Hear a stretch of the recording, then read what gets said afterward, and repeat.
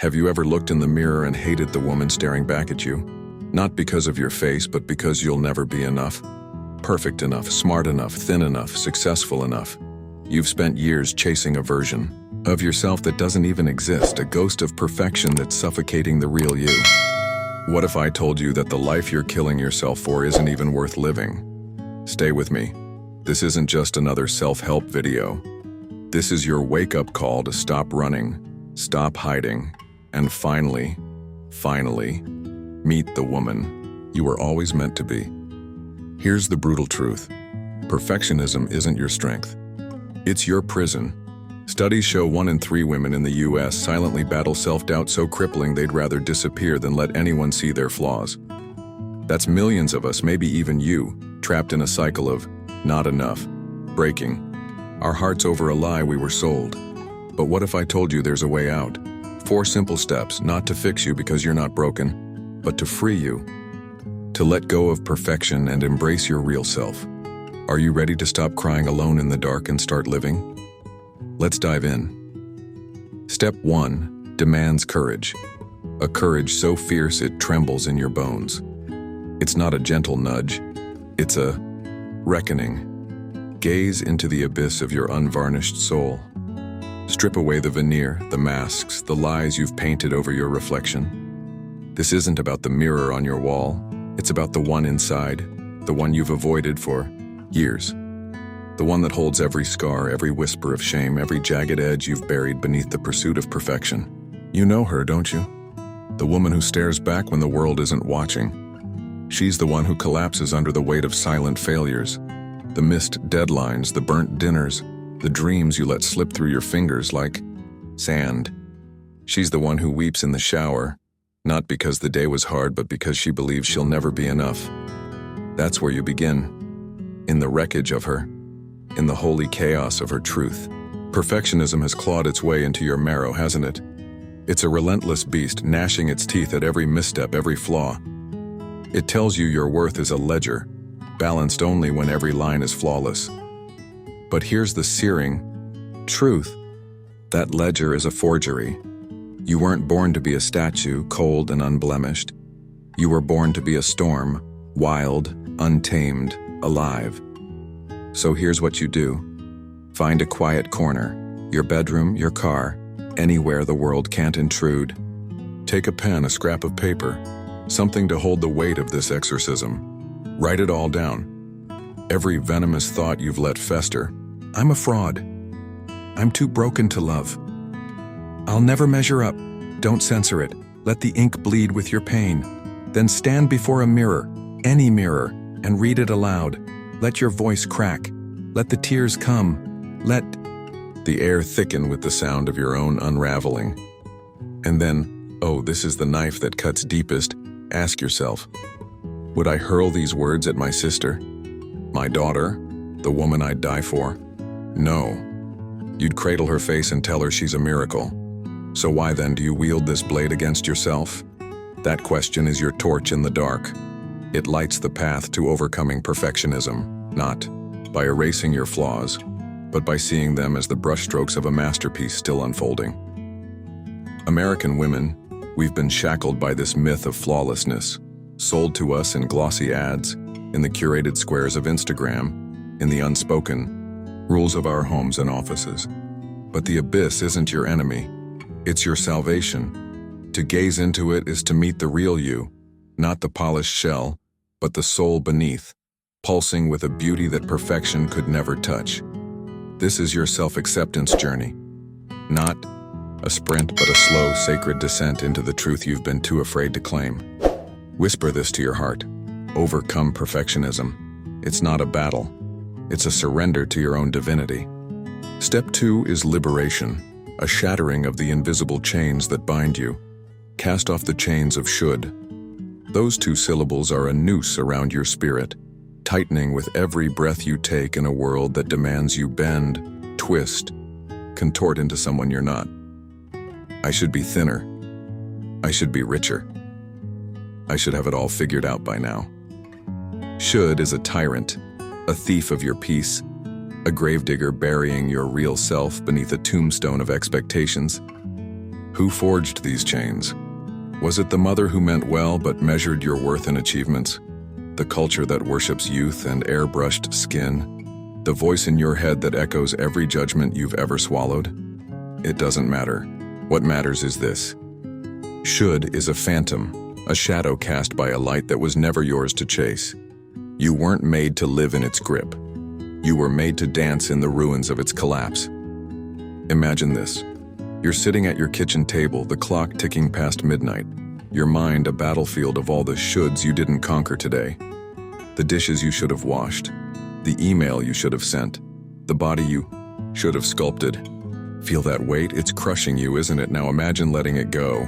Imagine it sliding off your shoulders like a cloak you never needed. That's where your emotional healing for women begins. Not in becoming more, but in releasing what was never yours to carry. Here's your ritual. Every time should slithers into your thoughts, stop, breathe deep, let the air fill your lungs like a rebellion. Then rewrite it. I should be perfect becomes I am whole as I am. I should be further along becomes I am exactly where I need to be. Say it aloud. Let the words hum in your chest. Feel the chains snap, link by link. This isn't a platitude, it's a reclamation. For American women, this is a war we fight daily, against the myth that our value lies in what we should be.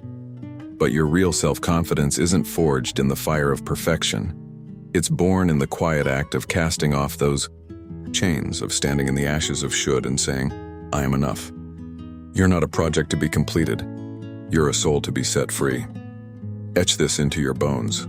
Emotional healing for women. It's your birthright. Step 3 is a hallowing, a consecration of the overlooked. Sanctify the fragments of your becoming. Perfectionism has taught you to despise the small, to scorn the ordinary, to wait for the grand crescendo that proves you're worthy. But what if the real you lives in the cracks? In the moments no one applauds? In the fragments you've dismissed as too broken to matter? Think of the days you've survived. Not thrived, not conquered, just survived. The morning you dragged yourself from the wreckage of a sleepless night. The afternoon you smiled through a storm in your chest. The evening you chose to keep going, when every fiber screamed to give up. Those aren't failures. They're sacraments. They're the quiet hymns of a woman becoming herself, note by fragile note. Perfection whispers that only the mountaintops count, the promotion, the perfect body, the flawless life. But the valleys, the stumbles, the days you simply showed up, those are your holy ground. To sanctify them is to let go of perfection and cradle the truth. Your worth isn't a trophy to be won. It's a flame that burns even in the wind. Here's how you honor this. Every night before the world pulls you back into its chaos, pause. Take a breath. Write down one fragment of your day, one moment you lived, however small. I made coffee. I hugged my kid. I didn't fall apart. These aren't trivial. They're the threads of your self-acceptance journey, weaving a tapestry richer than perfection could ever dream. Keep them close. Read them when the beast of doubt growls. They're your proof you're enough in the fragments. American women, we're conditioned to chase the spotlight, to measure our lives in headlines. But the real self-confidence, the kind that anchors you, lives in the shadows, in the sacred ordinary. Sanctify it. Claim it. It's where your true self breathes. Speak this truth. Real self-confidence.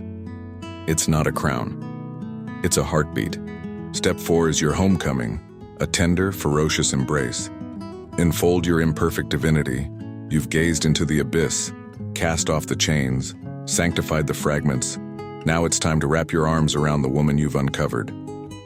Not the mirage of perfection, not the ghost you've chased, the real you, flawed, radiant, divine. She's the one who forgets the lines, who trips over her own feet, who loves too hard and breaks too easily. She's the one who rises anyway, who dares to hope when the odds mock her, who carries a universe in her chest even when she feels small. That's your divinity, not a sterile ideal, but a living, breathing miracle. To enfold her is to let go of perfection and step into the vastness of your own soul. Picture her. See her in the moments you've hidden. The laugh that's too loud, the tears that won't stop, the dreams you've tucked away. She's not a mistake. She's a revelation. And she's been waiting, oh how she's been waiting for you to stop running and hold her close. Here's your practice, return to that mirror.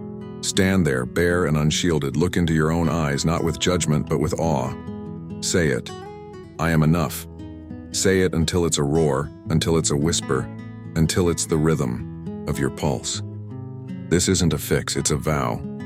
A promise to love your imperfect divinity every day, to choose her over the lie of flawlessness. American women, we've been taught our divinity lies in perfection, in the right skin, the right life, the right mask. But your true self isn't a performance. It's a presence. Enfold it. Cherish it. You're not alone. Millions of us are here trembling, embracing the women we were always meant to be. This is your emotional healing. This is your freedom. Seal this in your spirit. Let go of perfection. It's not a loss, it's a resurrection. So here we are. 4 steps to let go of perfection and embrace your real self. This isn't the end, it's the beginning. The beginning of a life where you don't have to prove anything to anyone. Where you're free to be messy, human, you.